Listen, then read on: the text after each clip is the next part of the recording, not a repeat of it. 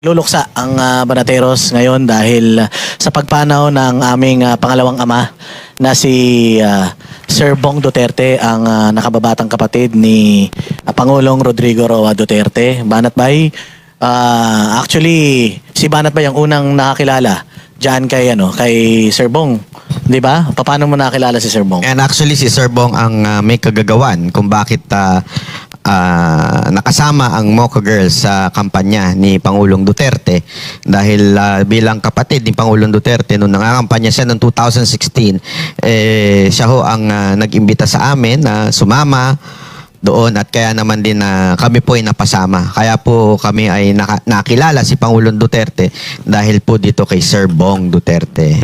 So ako po ay lubos na humihingi ng condolence po sa inyo, sa pamilya. Let's pray for the family. Yun lang po. Coach Oli. Actually, medyo malungkot na Sabado po at nalaman ko lang to kaninang umaga, no? Talagang si Sir Bong, parang tumayong pangalawang tatay namin, no? Isa sa pangalawang tatay ng Banateros siya dahil very concerned. Hindi ko makakalimutan na noong medyo may problema sa Davao, lagi po yan nagme-message, kamusta na kayo? Safe ba kayo? Talagang hindi siya nakalimot sa Banateros. Parang yung pinagdadaanan naming danger, siyang sumasalo, siyang nakakaunawa. Kaya hindi namin siya makakalimutan. Lagi kang nasa aming alaala. Itong si Sir Bong. At sa katunayan, tuwing pupunta kami ng Davao, gusto niya i-message namin siya. Gusto niya kami makasama. At ganun din, pag pupunta siya ng Maynila, laging magme-message siya na, "Hoy, magkita tayo, nandito kami," no? But anyway, hopefully, magkikita-kita tayo muli. Malay natin, sumunod na si Sir Jack. Uy, wag naman. Makilala niyo yung dalawa. Makilala. Sayang lang kasi hindi nagkaroon ng chance si paring RJ at si Sir Jack na ma-meet. Na-meet mo ni si Sir Bong? One time. Oo nga pala, no, pero si Sir Jack ang hindi pa nami-meet si Sir Bong, pero sayang kasi I-meet mo. Ako, ilit mo. gusto mo. So, Huwag naman. Actually, yaman sir ko, magkakasama ka sa aking mga prayers. Yan. Huwag ka magkalala sir ko. Malay mo, makasalubong mo kan si Gomgong. Pero Bubugin mo seriously, nalulungkot po kami dahil talagang gusto namin makasama pa ng mas matagal si Sir Bong. No, pero pupunta po ang Banateros dyan. Kita-kita po tayo. Master Judea. Ayun, sa tingin ko lang ito opinion ko. Siguro, isa rin yung pagkakadala kay PRRD sa mga dahilan ng pagkakasakit ni Sir Bong Duterte. Kasi alam mo yung magkakapatid na yan, talagang very close. At yung tagumpay ni PRRD, ni BP Sara Duterte at nila Mayor Baste, malamang. Nasa likod yan Nasa likod lagi yan. Si Sir Bong ang laging nasa likod, hindi nagpapakita. Pero malaki ang ambag niya sa tagumpay ng mga kamag-anak niya, mga politiko. Kaya kami bilang taga-suporta ay nalulungkot dahil ako wala na akong tatay. Parang naging tatay na rin namin si Sir Bong Duterte at talagang napakaganda ng kalooban at isa na naman na mabuting tao ang nawala sa mundong ito. Pero alam ko, ang punta ni Sir Bong ay sa langit. So Sir Bong, rest in peace. Ikaw nang bahala sa langit, kami nang bahala dito sa lupa. Jay. Ngayon, siyempre, pag sinabi mong Duterte kasi, iba yung impact, di ba? Tapos, sobrang, alam mo yun, nung simula nung nakakasama namin si Sir Bong, tinanggap niya kami bilang tunay na kaibigan, parang mga anak, at, maalikabok ba dito, Jay? Napawing si Jay. Hindi, sobrang malapit talaga sa amin si Sir Bong. Hindi ko makakalimutan kay Sir Bong Duterte. Yung parang nakikipagkompetensya yan kay Pangulong Duterte. Kasi pag pumupunta ang Banateros sa Davao, si Pangulong Duterte, mag-invite yan. Mag-invite yan. Yung dyan sa may E-Lounge, mag-invite yan si Pangulong Duterte. Kakanta pa yan si Pangulong Duterte. Tapos hindi yun papayag si Sir Bong na nagpunta kayo sa kuya ko, hindi pa pwedeng hindi kayo pupunta sa akin. Mas bongga siya. Tapos mas lalakasan niya. Mas bongga. Kung ano yung pinakain ni Pangulong Duterte sa atin, mas dadamihan niya. Tsaka kung ano yung pinainom ni Pangulong Duterte, kailangan mas masarap yung ipapainom niya, ganon. Tsaka hindi ko talaga makakalimutan nung nandiyan tayo sa KOJ Siege, yung 16 day. Grabe yung stress ni Sir Bong noon na nakaabang. Nag-message pa nga kay Coach Oli na kung gusto nyo, anuhin ko na kayo, i-rescue ko na kayo dyan. Kasi nakikita niya sobrang hostile talaga nung environment dyan sa KOJC nung 16 days na nandiyan tayo. At talagang concern siya sa yung welfare ng Banateros habang nandun. Kasi alam niya sobrang delikado eh. Kaya ganun natin siya kamahal. Kaya naman yung sama ng loob kay Coach Oli yun eh. Bakit? Hindi kumain, pinakain ng durian, hindi kumain Hindi ka ba nagsisisi, Coach Oli, na kasi si Pangulong Duterte at saka si Sir Bong Duterte, ano yan, parang ibabaptize ka niyan sa pamamagitan ng pagkain ng durian. Oo, parang binyag niya sa'yo yan eh. Lahat kami, hindi naman kumakain ng durian, pero dahil pinakain kami, kain. Si Coach Oli. Si Coach Oli ang hindi kumain. Pero joke lang yun. Joke lang yung ano. Hindi kumain din si Coach, pero hindi katulad ng kain natin. Inubos talaga. Hindi niya kinaya. Hindi, tayo kasi kinain natin siya kasi inaamoy niya pa eh. Pero yan, yung mga hindi talaga namin makakalimutan na alaala. At saka yung anong siege, natatandaan ninyo, sobrang init pa sa Davao noon. Lumabas ako ng meron tayong fellowship noon eh. Lumabas ako ng yung kanyang bar. Oo, sa bar doon. Tapos hinintuan ako ng pulis na parang gusto kong hulihin kasi nga mainit tayo nun sa KOJCG. To the rescue kaagad si Sir Bong na sinabi niya, hindi ko makakalimutan yung sinabi niya na wag niyong gagalawin ang mga Banateros dito sa Davao, akin yan. So hindi ko makakalimutan yon. Yung mga sayang talaga kasi kung na-meet sana ng mga kasama pa natin na mas matagal. Si RJ kahit paano na-meet mo siya sa may no? Isa sa hindi ko makalimutan dyan, nagpamasahe tayo, no? Binigyan tayo. Oy, Tigi-tigisa tayo. Si Boss Dada, 4. Sabi ko, lugi ah. Bakit yun? Tagi-isa lang tayo, no? Hindi, malaki daw kasi. O kaya 4. Grabe, tigi-tigisa lang kami, no? Ay, isa lang din ano? Hindi, sa niya ako, pinamassage eh. Doon sa machine niya. Sa machine. Machine na... Wala ito, dumating. Kahit Yung tatlo lang machine. nagpamassage. Hindi, nandun din ako nun. Doon din siya. Hindi lang ako nagpamassage. Okay. Oo. Kasi si Jay, yan eh, ayaw niya nagpapahawak sa iba. Sa asawa lang niya siya Asawa lang nagpapahawak. na ba? Sa machine lang ako nagmamassage. Swerte ng machine, no? Hindi naman magkakasya yan doon. Ako lang. Sa akin nga, masikip na eh. Tsaka ngayon nalalaman ng mga viewers ang istorya natin kay Sir Bong. Kasi Sir Bong ayaw noon na-expose siya, di ba? So ngayon lang nila nalaman kung ano yung pinagsamahan Low natin. profile talaga siya, low-key talaga. Oo.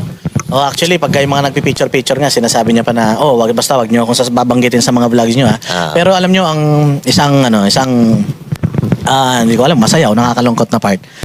Few days before siyang mawala, ang pinapanood niya, Banateros, si Banat Bay, si Boss Dada, may mga pinadala sa ating mga exclusive na mga images and videos na in his dying bed, Banateros ang kanyang pinapanood. Kaya nga sabi ko sa post ko na pag wag ka mag-alala, Sir Bong, alam namin na kahit nandiyan ka na sa langit, nanonood at manonood ka pa rin ng mga shows ng Banateros, yung Vox Populi, lagi daw niya hindi daw niya nami-miss yan.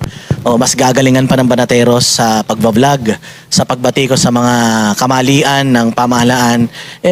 Patriotic talaga to si Sir Bong. Talagang mahal na mahal talaga niya ng Pilipinas. Basta Duterte, gano'n naman eh. Mahal na mahal talaga niya ng Pilipinas.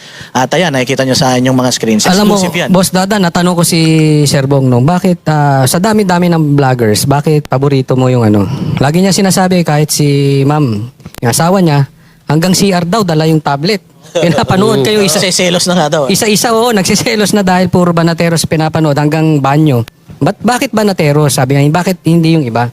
Kasi daw yung Banateros, kung ano yung dati, hanggang ngayon, consistent. Hindi yung dito malakas, dito mahina, dito uso to. Sila nasa admin, lipat.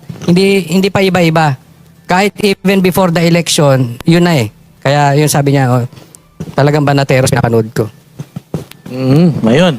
So, ayun, katulad ng ating laging sinasabi, you will be missed. Maaring masyado kang maagang kinuha sa Bayang Pilipinas kasi baka akala lang natin basta lang siya kapatid ni Pangulong Duterte. Pero katulad ng sinasabi ni Banat Bay, mas nauna nating nakilala si Sir Bong Duterte kaysa kay Pangulong Duterte.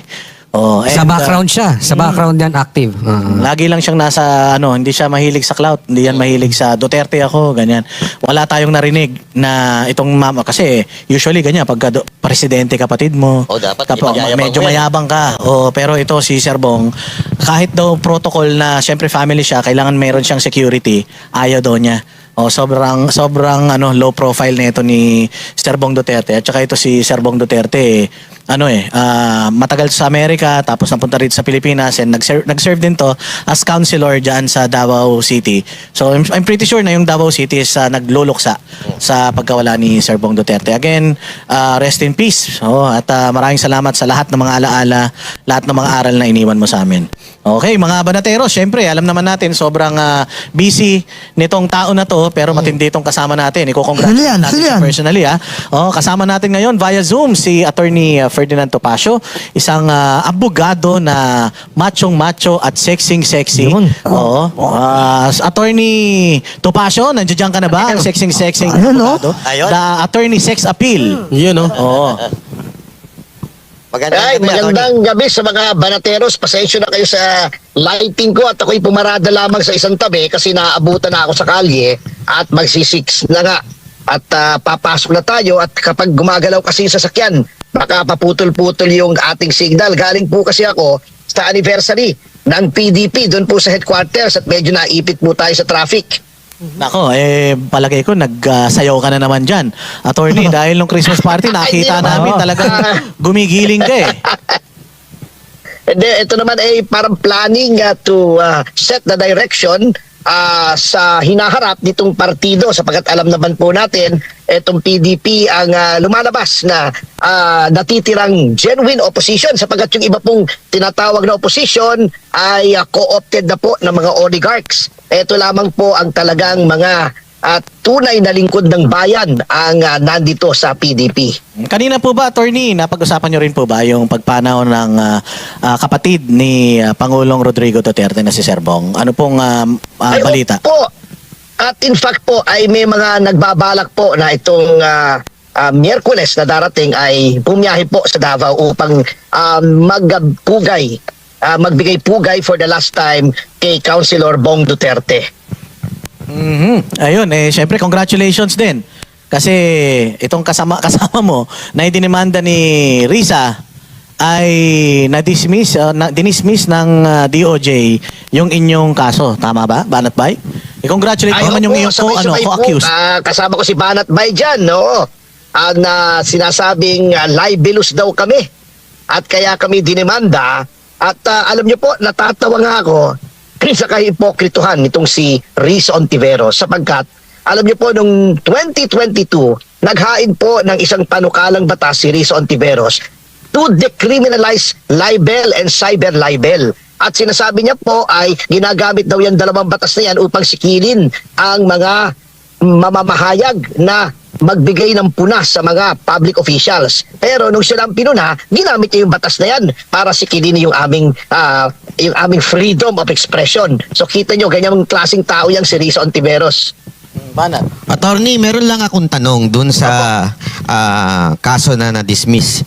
'Di ba doon malinaw na hindi napatunayan ni Ontiveros na may actual malice. Ibig sabihin, tayo po ay wala tayong malice na mali yung testimony ni Rene o si Rene. alias Rene. Opo. Maaari ba nating sabihin na hindi napatunayan ni Ontiveros na mali itong si Mauricio? Maurilio ba? Mauricio. Bali po, Murillo. Ang napatunayan po roon, kaya hindi po hinain yung kaso ay walang actual malice sapagkat yun pong mga komento po natin na si Risa Ontiveros ay nagpa-fabricate ng testimony o nanunuhol ng witness ay may basihan sapagkat bukod po roon sa mismong video testimony ni Murillo, yun pong dun sa Farmally.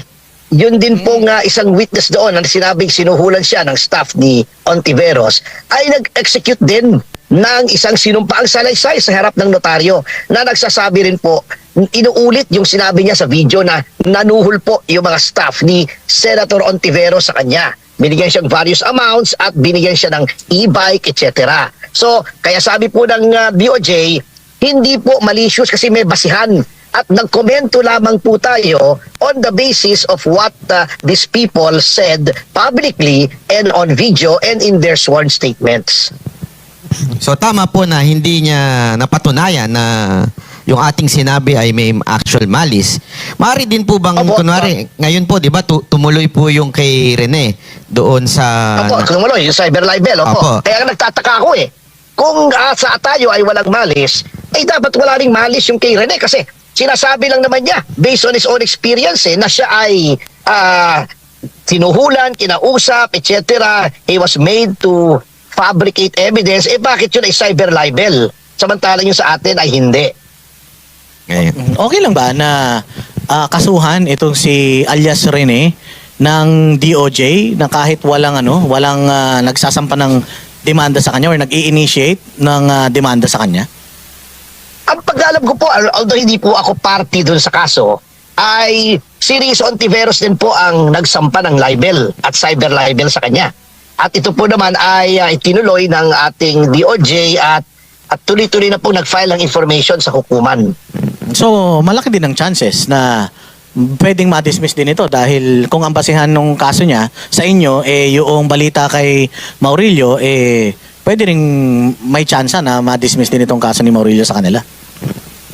Opo, para sa akin, paano magiging libel ito? Unang-una, ganon din po ang magiging batayan kung libel o hindi, which is actually kung in the case of Rizzo Ontiveros, since she is a public official, malice is not presumed.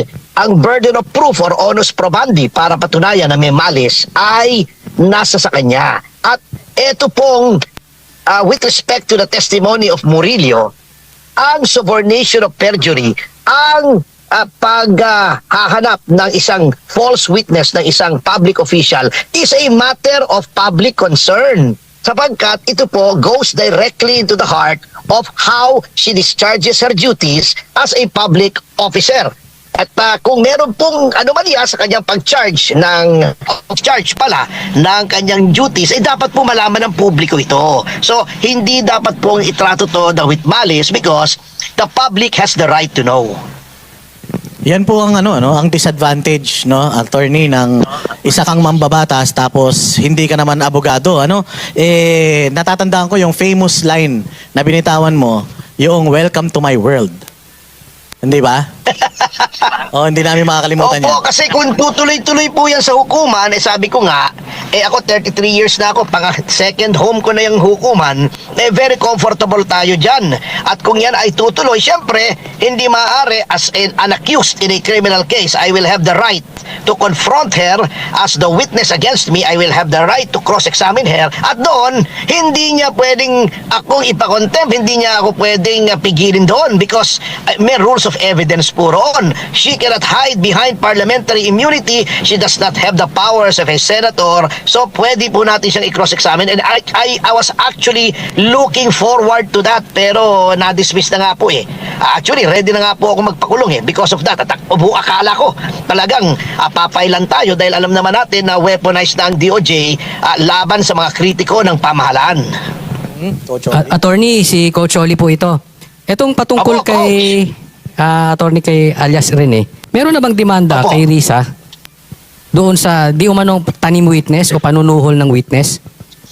Ang demanda pong meron po ngayong existing ay yung ethics complaint po na inihain ko po kasama si Attorney Manuelito Luna at si dating Congressman Jing Paras with respect to the same acts na ginawa niya na subject po noong ating komentaryo na nagtatanim witness siya. Yan po ay kasalukuyang nakabinbin sa Ethics Committee ng ating Senado at hinihintay na po namin na magkaroon ng paglilitis po yan sapagkat kumbaga sa kwan hinog na po yan. It's ripe for a hearing sapagkat matagal na rin pong nakafile yan. Last year pa po yan Bakit hindi pa kaya to umuusad? Parang san-san tayo napunta Ito, napaka-importante to kasi institusyon. Nauna pa yung isipin mo yung ethics doon kay Kiko Cheese Escudero. at kay Cheese. Pero ito importante dahil malalim to. Tanim witness ang issue rito eh. Opo, totoo po yun. At kaya nga po kami nag-file because this goes to the essence of how a member of the legislature, the Senate no less, is conducting her affairs as a member of such committee. Mabigat po talaga kung ang isang miyembro ng Senado ay nagtatanim ng witness, kumukuha siya ng mga witness na sinasabi niya, eto, meron akong consideration para sa iyo.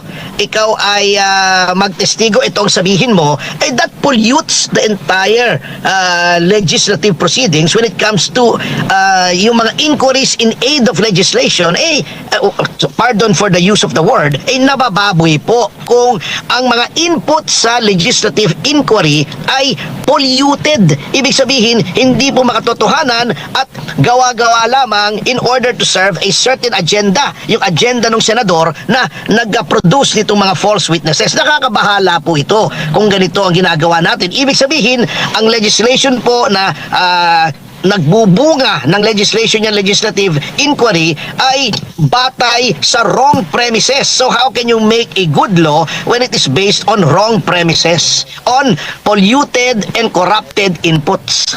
May pag-asa pa kaya yan sa pamumuno ng Senate President natin? Kasi sa nangyayari ngayon, parang may mga complaints din, hiwalay dito, na hindi umuusad dahil sa pangunguna ng dalawa eh. Ito si Senate President at syempre yung problema natin sa Blue Ribbon, na yung direksyon wala na doon sa papunta sa mastermind na, kasi naalala ko, napanood ko rin yung inyong mga vlogs. Doon po yung ano nyo pati napunta tayo kay Senator Bong Revilla kung saan tayo napunta eh.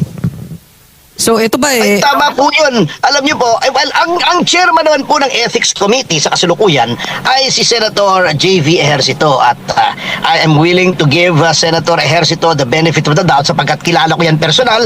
Ako'y malapit sa dating Pangulo, si Erap Estrada, at kilala ko naman si J.V. at maayos naman po yan. Nakasama ko sa JCs yan. Sana ay maging patas siya at action na po niya to.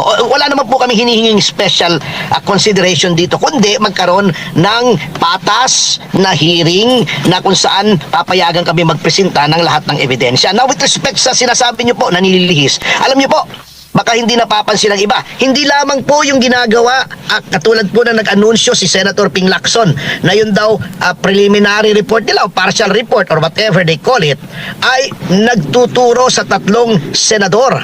Ay kung titignan niyo po yung mga tinuturong senador, si Senator Jinggoy, Senator Joel Villanueva at si Senator Chis Escudero, ito po yung mga senador na sa tingin ko ay boboto in favor of acquittal ni Sara Duterte. So, ngayon pa lang po kaaga, sineset up na po yung Senate para mabawasan yung mga tingin nila, yung mga parehas na mga tao. Plus yung kanilang ipinananakot na warrant kay Senator De La Rosa. Kung kaya't hindi makapasok si Senator De La Rosa, nabawasan na po, binabawasan na nila ng 4 yung maaaring bumoto for acquittal. So, this early, sineset up na po nila for conviction si Vice President Sara Duterte. Yan po nakakabahala dyan using the Blue Ribbon Committee ni Senator Lacson. Nako, babalikan natin mamaya yung topic na yan patungkol sa mga impeachment. Meron ditong gustong magtanong sa'yo, sikat na sikat to. Pero mas sikat ka dito. Si Sir Jack Argota, sana lang magkaintindihan kayong dalawa, attorney. Ano ka ba? Kilala ako na ni Atty. Nakasama ko umihi yan eh.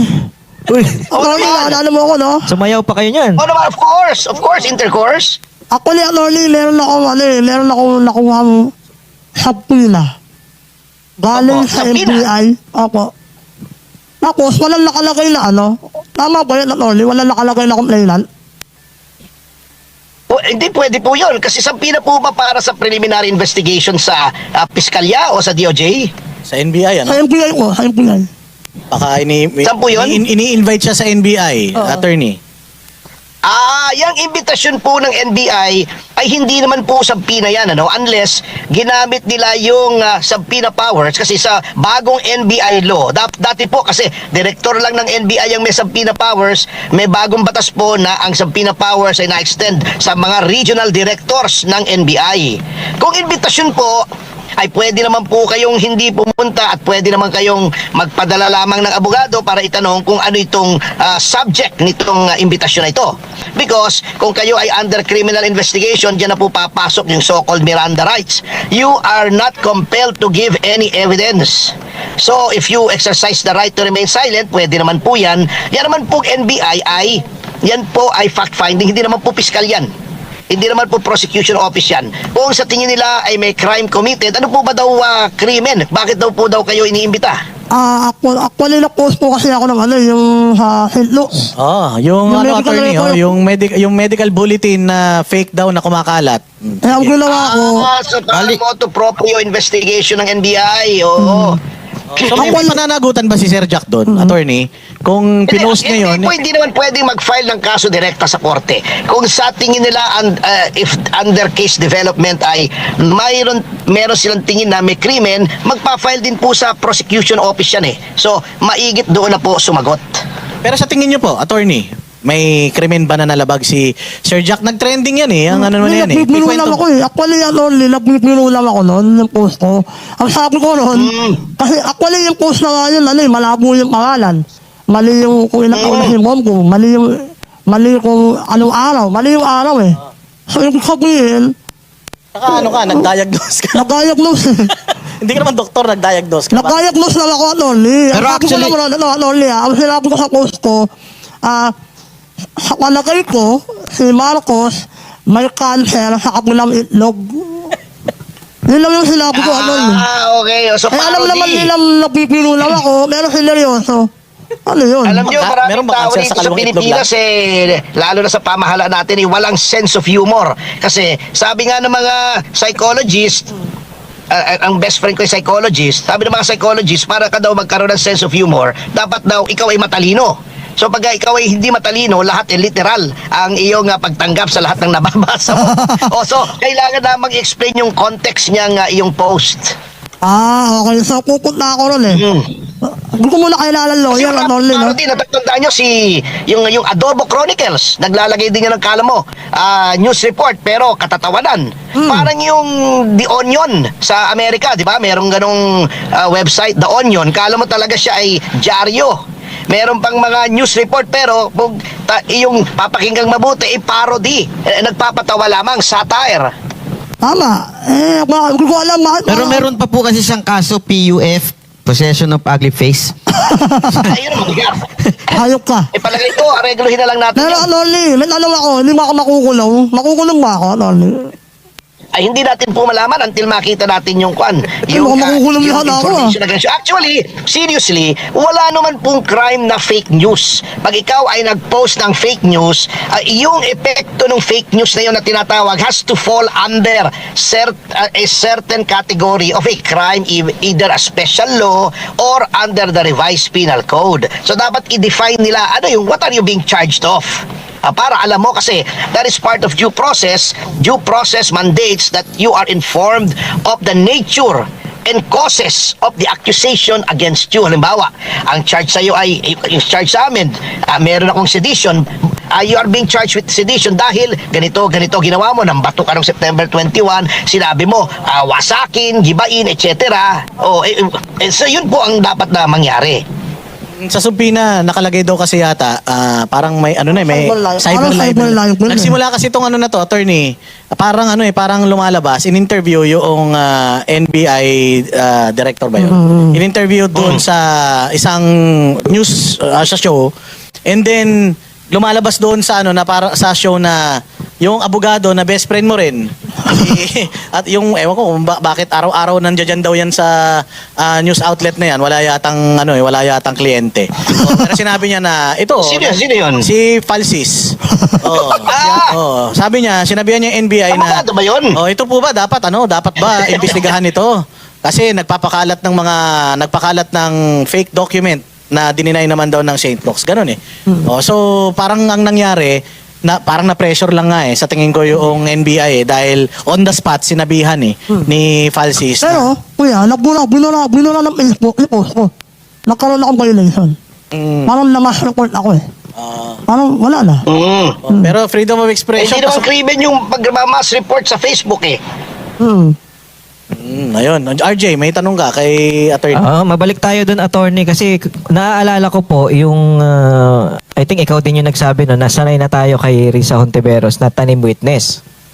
So kung mapatunayan po kaya yan na talagang ginagawa niya, di umano, yung pagtatanim ng witness, ano po kayang pwedeng legal action? Anong parusa ang ano sa kanya?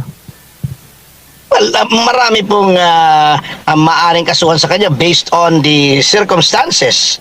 Pwedeng subornation of perjury, pwedeng yung incriminatory machinations, depende po sa mapapatunayan. Ngunit sa ngayon po, doon po sa aming sinabi na 3 instances po yan eh. Isa po yung kay Kian, yung alleged victim ng EJK, kung saan tinago niya yung mga witnesses, kinuha niya sa ama, yung mga minor yon, at binabawi ng ama. Number 2, isa pong, yung nga pong sa Farmally, yung may kinuha siya, yung si EJ ba yun, na sinabi noong kapatid na binayaran and then nag-recant, pati yung si Murillo, dapat po may sanction yon, either suspension or expulsion sa Senado, sapagkat hindi po dapat na mayroong miyembro ng Senado na ginagawa po yung mga ganyang bagay na pinopollute, ginugulo, pinapervert yung legislative inquiries for her own political ends. So marami pong mga ramifications yan. Kanya lang, inumpisan po namin sa Senate Ethics Committee para matigil na po yung practice na yan, sapagkat hindi po maganda yan na ginagawa niya yan. Alam niyo po, si Risa Hontiveros has been playing fast and loose with a lot of rules. Remember, noong si Congressman Tevez ay nais mag-testify nung may hearing siya dyan na involving him sa Senado, at sinabi ni Risa Hontiveros hindi daw dapat kasi hindi bawal daw ang Zoom na testimony kahit dahil hindi daw mapapanumpa outside the Philippine territory. Bakit yung mga hearings regarding sina Mayor Alice Guo at sina Cassandra Leong, meron siyang pinatestify, isa na sa Thailand, isa na sa ibang lugar via Zoom.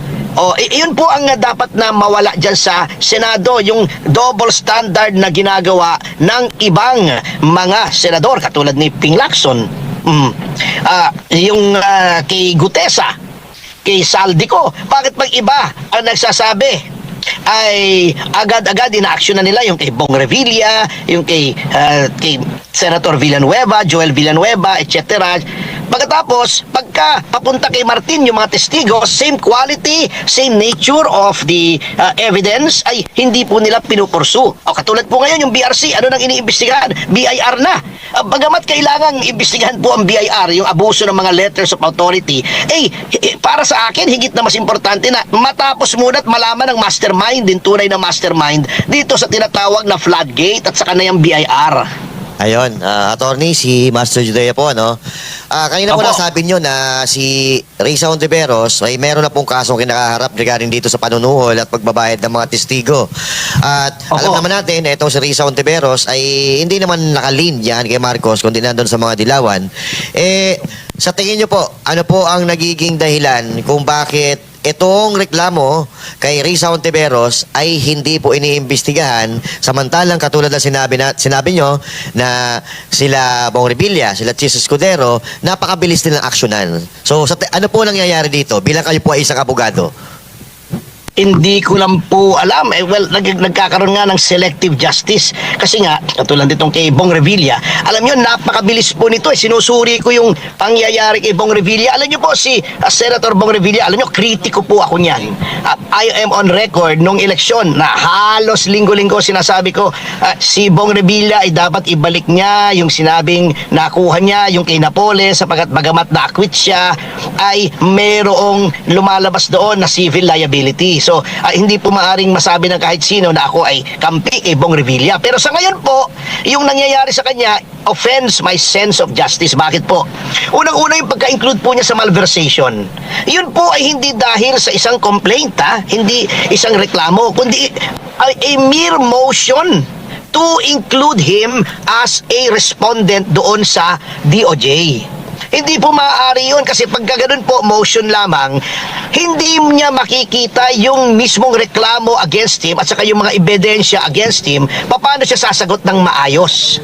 At pangalawa po, itong warrant. Ang bilis pong lumabas ng warrant.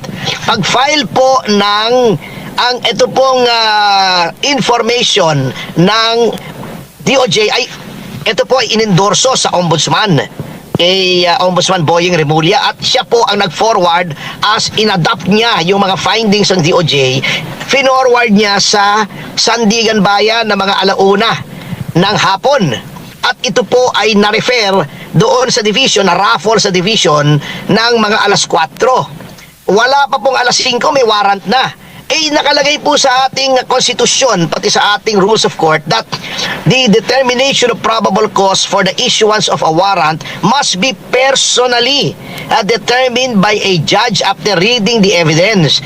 Ang dami pong ebidensya pa paanong nabasa nung mga hurado sa Sandigan Bayan, doon sa division ng Sandigan Bayan, ang ebidensya, at naka-form sila ng conclusion na may probable cause sa loob lamang ng less than 1 hour. So kaduda-duda po yan. And then, sinabi na po ng ating Supreme Court na kapag ikaw ay may MR, that is part of due process, hindi mo na dapat i-file yung resolution, pero pending the MR ay nag-final na yung resolution.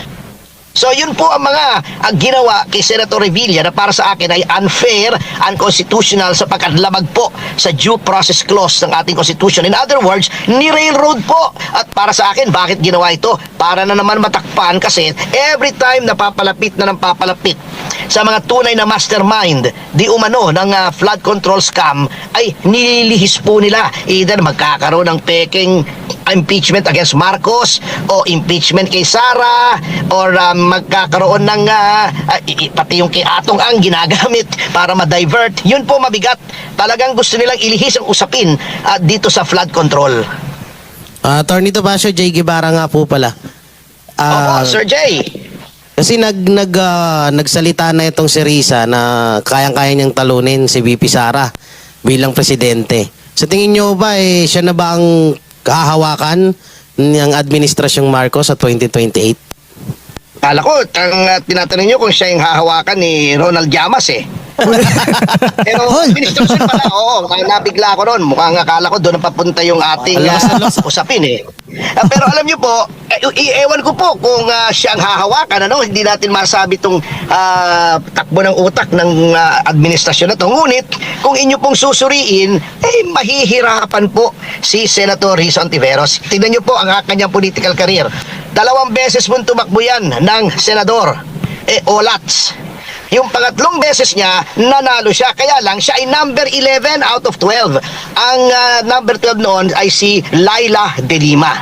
Then, re-election, can you imagine, nakaupo na siya. Siya ay na-expose na.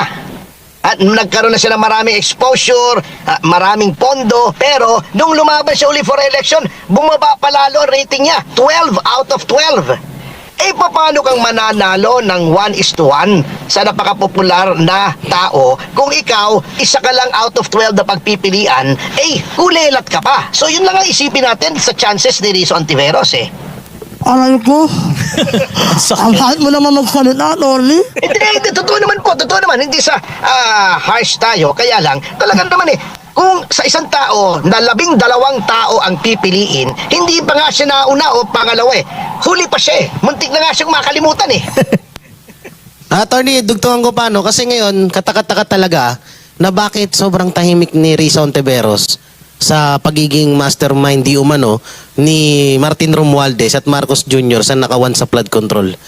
Bakit kaya Kasi ang yan kapag syempre po, alam nyo, putak agad yan sa tingin ko she's posturing na siya ang gawing standard bearer ng administrasyon sa 2028. Kasi sa nakikita ko po, wala pong malakas na maaaring itakbo ang administrasyon sa 2028 kung hindi nila madidisqualify si Sara Duterte. Kaya ang nakikita ko pong nagpo-posture yan, ito yung opinion ko lamang naman, hindi ko sinasabing ako ang pinakamagaling na political analyst, kasi yung very much abused yung designation of political analyst Pati si Richard Heyderian, pati si Falsis nga ay sinasabing mga political analyst sila, kaya lang with emphasis on the word anal. Oo.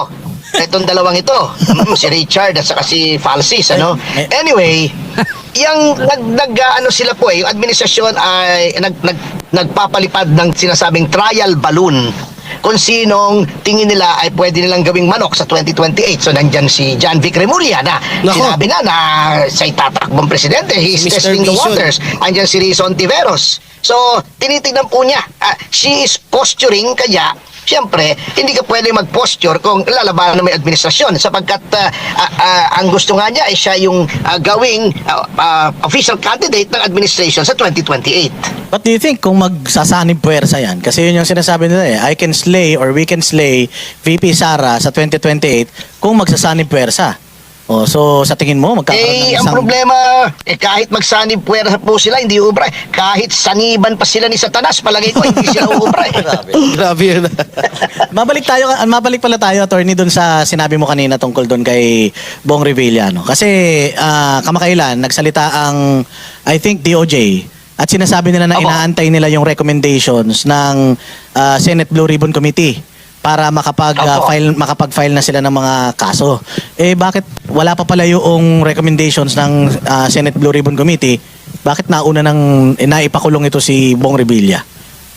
Ibang kaso po kasi ito malversation po ito na ang batayan naman nila, eto nga, nagtataka pa rin ako dito sa DOJ. Ang batayan pa po nila ay yung testimonya ni Undersecretary Bernardo without any collaborative evidence, walang corroborative evidence. Ito, alam niyo po, sinabi ng Korte Suprema doon po sa kaso ng Tamargo na meron pong doktrinang res inter alios acta. Ibig sabihin, the acts of a third person cannot bind you. Ano pong ibig sabihin nito? Kung bakit nagkaroon po ng itong doktrina ang ating Korte Suprema? Ito po kasi, delikado po kasi kung yung isang tao na magkukumpisal na gumawa ng krimen at magtututuro ay basta-basta paniniwalaan. O let us say, meron po akong pinatay na tao. Let's say na ang pangalan ng taong yon ay Bongbong.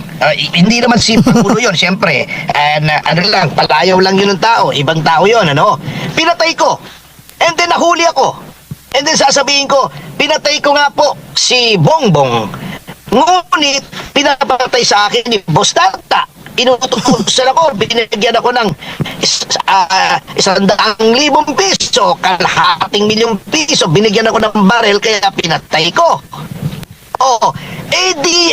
Sasabihin ko, gawin niyo unang pumatay. Pag nahuli, magtututuro. Diligtas na siya, state witness siya, hindi siya makakalaboso. Diligtas na siya. So, ganun po yung doktrinang yun. Delikado po. Kung isang tao lamang at walang ibang ebidensya ang nagtuturo. Sa nakikita ko po rito sa pinakitang ebidensya kay Bong Revilla, wala nga pong mga project proposal, walang audit report. So, paano nung sasabihin may malversation of public funds? Ito po pa, yung testimonya ni Yusek Bernardo, ang sabi niya, binigyan daw niya ng pera si Bong Revilla bilang advance.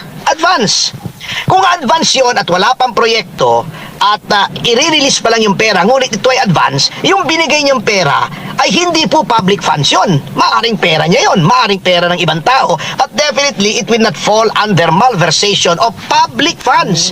Kung sabihin na nating totoo nga yung sinasabi ni Yusek Bernardo, binigyan niya ng pera para magkaroon ng project, that is at most bribery na bailable offense. Hindi dapat malversation. Pero mapunta na tayo since nabanggit mo na yung pangalang Bongbong. Magpunta na tayo doon sa pagkakadismiss ng or pagbasura ng impeachment complaint, yung dalawang impeachment complaint against Bongbong Marcos. Anong masasabi nyo? Sa tingin ba ninyo inabogado siya ng mga taga-kongreso?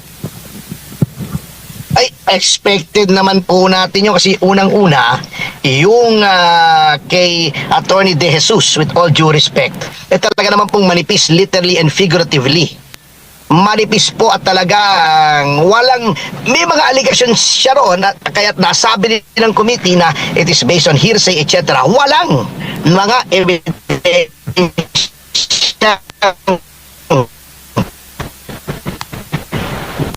Medyo chubby si ano. Medyo parang ako na nagsasalita, ano? Oo, paputol-putol ang boses niyo, attorney. Nandyan pa ba si attorney? Antayin lang natin, baka nandyan medyo naputol-putol lang. Pero habang wala pa si attorney, kung nalaglag yung kanyang signal, kanina napag-uusapan natin yung kay Sir Bong Duterte. Panoorin po natin balikan natin yung mga naging panayam ng SMNI News sa bunsong kapatid ni FPRD sa apela nito sa ICC sa 80 kaarawan ng dating presidente. Narito ang balita ni MJ Mondiar. Bihira lamang magpaunlak ng panayam ang mga kapatid ni dating Pangulo Rodrigo Duterte. Ngunit sa gitna ng patuloy at matinding suporta ng milyong-milyong Pilipino mula sa loob at labas ng bansa, minabuti ng isang kapamilya niya na ipahayag ang kanilang damdamin. Sa eksklusibong panayam ng SMNI News, ipinahayag ng bunsong kapatid ni FPRD ang kanilang taos-pusong pasasalamat sa nagkakaisang panawagan ng sambayanan. Isang patunay na hindi kumukupas ang tiwala at pagmamahal ng mga Pilipino sa dating Pangulo. I am one with the people around the world calling for the call for bringing him home. It would be a nice birthday gift for him to be home with his family. Sa darating na Marso 28, ipagdiriwang ni FPRD ang kanyang 80 taong kaarawan at ayon sa kanyang bunsong kapatid, kailanman na hindi naging mahilig si Duterte sa magarbong pagdiriwang. Mas pinipili niyang ipagdiwang ang kanyang kaarawan ng simple at pribado, kasama lamang ang kanyang pamilya at malalapit na kaibigan. Malayo sa ingay at kasikatan, tulad ng kanyang nakagawiang paraan ng pamumuhay. PRRD, as far as my memory goes, he likes to spend his birthday privately. So that is why every time, birthday niya na ganun, he never celebrated with many people. Pero ngayong taon, isang pambihirang selebrasyon ang magaganap sa iba't ibang panig ng mundo. Dito sa Pilipinas, kabi-kabila ang mga aktibidad na inihanda ng mga taga-suporta ni FPRD.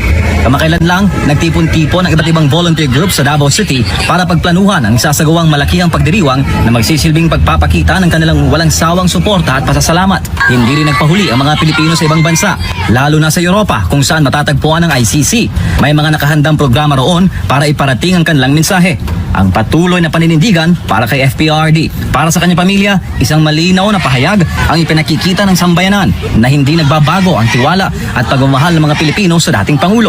It just shows that the Filipino people, majority of the Filipino people worldwide, are now really awakened, and they already, somehow not in agreement of what's happening in our country.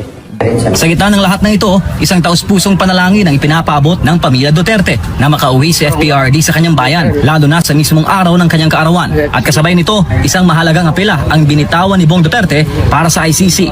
My only wish, as a birthday wish also, that ICC would allow him, before the trial starts, to voice his manifestation sa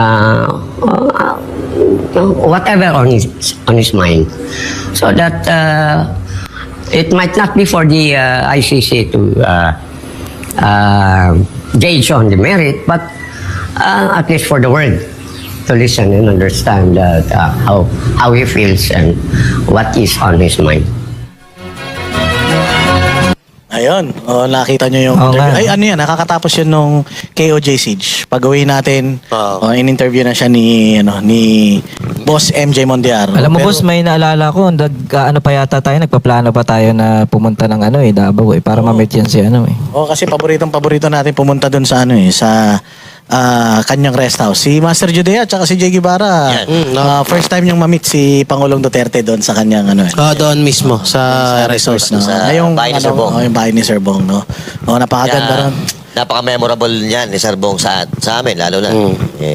Kaya, ayun. Kuya, may tanong ako. Talaga. Paano kung malaman ni tatay ni kung...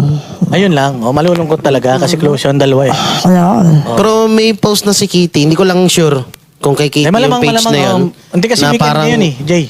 Ano ngayon Sabado-Linggo. Baka kasi ang bisita kay PRD hanggang Friday lang hanggang Thursday lang yata. So, malamang di niya pa alam. Ka-text mo talaga si Kitty, Text mo Nag-text sa'yo? Post. Nagpakala ko nag-text sa'yo kasi alam ko. Sobrang sakit, parang English Oo. na sobrang sakit sa part ni PRRD na hindi niya makakasama yung isa sa mga kapatid niya na mayapa. Sige, balikan natin yan. At nagbabalik ang lawyer, attorney na malakas ang sex appeal, pero hindi na Zoom. Ano na lang ito? Phone patch. Attorney Ferdito Pasio, naririnig mo po ba si Sir Jack Arnota? Hello po, magandang gabi po. Opo, rinig ko po kayo. Ayan. No? Sige, balik tayo doon sa sa katanungan natin kanina patungkol doon sa impeachment. Attorney, doon tayo naputol eh. O inabogado nga ba ng Kongreso si Bongbong Marcos, kasi ang sabi ni Claire Castro, si Presidente Marcos daw ay hindi na nagbuo ng kanyang legal or defense team patungkol dito sa posibleng impeachment na kinakaharap niya. Ano masasabi niyo dyan? Eh, syempre po, alam na naman nila ang mangyayari dyan. That is a foregone conclusion. Hawak nila ang committee, nasa majority sila. At syempre, yung unang-una naman po ay talaga namang alam natin, yung unang impeachment case na inihain ni Atty. De Jesus ay doomed to fail. At designed to fail also. Yung sa makabayad naman ay talagang, alam nyo, yung loyalties naman ng grupong yan, ni na Titinho, at saka ni na Laila de Lima ay talaga naman pong doubtful po yan eh. Kasi mga kaalyado yan eh, di ba? Meron silang tactical alliance with the majority. Ang ginawa po kasi nila, yung aming kaso, yung dapat ito ay third, ay binlock nila. Ito po ang maraming ebidensya. Nakita nyo naman po nung pumunta kami sa House Secretary General. Male-maleta po ang dala namin. Napakaraming mga USB na containing videos, mga dokumento, at comprehensive po yung aming impeachment complaint mula sa insertion, mula doon sa pagkidnap ni kay Tatay Digong, mula doon sa flood control, ay napakarami po na mga ebidensya. In fact, ito po ay may dati ng demanda sa ombudsman regarding the insertions. So, ito po ay at ang kasama nito ay 23, 24, 25 budgets. Hindi lamang yung 25 budget. So, very comprehensive po. Ngunit sa kasamaang palad ay ito po ay hindi nila tinanggap dahil lamang sa kadahilan ng nasa abroad daw yung House Secretary General. So, doon po sila takot kaya ayaw nila talagang tanggapin yun. Attorney, si paring RJ po ito. Nagtataka lang po ako, attorney. Napansin ko, nung kay impeachment po ni PBBM, meron silang ganto. Pero nung kay BP Sara, parang hindi natin nakita itong mga gantong hearing. Parang biglaan na lang na ano. Ano pong masasabi niyo dito? Yun nga po kaya nga po yan ay yung una ay in-invalidate nila sapagkat yung third mode of transmitting articles of impeachment, yung 1/3 or more ng membership ng House. Kaya nga po sabi ng Korte Suprema, dapat ay bigyan lahat siya ng kopya ng complaint at yung mga ebidensya because due process requires na sila ay makita muna nila yung ebidensya bago sila bumoto at nagkaroon yata ng mga matibay na patotoo na hindi naman lahat ng mga pumirma ay nakita yung complaint ng impeachment. Basta-basta pumirma na lang for whatever reasons, we don't know how many millions or tens or hundreds of millions of reasons, ay pumirma na lamang. So etong kay VP Sara, in-expect po natin na ito ay talaga namang matutuloy ito sapagkat talaga namang plano nila na hindi nila kayang talunin sa 2028 ay pako-convict na lamang nila para ma-disqualify for public office. Attorney J. Guevara, J. Guevara nga po pala ulit. Total na pag nabanggit na rin yung impeachment ni Vice President Sara Duterte, okay lang po ba ito na itong si Tito Soto ay nagko-komento at handang-handa na daw sa impeachment laban kay nawala si attorney? Ako nakakagot yan. Ako nakakagot sa'yo. Ano tanong mo? Sige. Attorney Jack? Ano? Ipaglalaban mo ba ang kaso mo? Oo naman. Ayop pa yan. Napakabago naman nila para, di ba? Ang mga kalaban natin na, yung mga bayaran na to, gusto lang nila tayo makunaw eh. Parang wala na silang kalaban, di ba? Oo. Pupunin, ano kayo magkakakita? Wala na yung kalaban, yung nakakunaw na, di ba? Alam mo, trending na trending to si Sir Jack. Mm. Kasi kung matatandaan mo, kasi ito si Sir Jack, binibenta niya yung bahay niya sa akin. Oo. Sabi niya, Boss Dada, bili mo na tong bahay ko. Magkano ba? Magkano? Itong mga bugok na mga vlogger sa kabila, ginagamit na content yun. Si Coach Oli nga nagsabi na merong isang kaibigan mo yun eh, yung C52, 5254. Ano yun? 6'7". 52 yung isang bahay. Ay, yung Pinay. Kaya sinasabi niya na karma daw yan. Yung makamhe? pagbibenta mo. Yung may makamhe. Amoy yun eh. Ako naamoy ko yun. Okay, ano Pagbibenta na. ka ng bahay, nakarma ka nga ba? Oo, naghihirap ka na daw. Bakit paliwanag ka sa kanila? Namumulubi ka na raw, Sir Jack. Pambayad mo Ay, daw sa kaso. yung bahay na yun, magugulok na kasi walang tao. So, sabi ko, magugulok So, hindi na, natitirahan? Hindi na. Sabi ko, magugulok na. Benta ko na lang kahit malugi. Di ba? Di ba, dapat maglagyan ako ng bahay, mas mamahal, di ba? Kasi- Ako, kung magkano lang bili ko, yun lang bibenta ko. Hindi ko na Pinagawa mo pa yun? Pinagawa ko ano, may solar pa yun. Ay, grabe. Solar ah. Solar lang ito. Ano, sonar? Solar. Solar. Solar. Alam ko sonar. Solar. Sa submarine yun eh. Solar, tapos yung panel, ito. Libre ko na yun.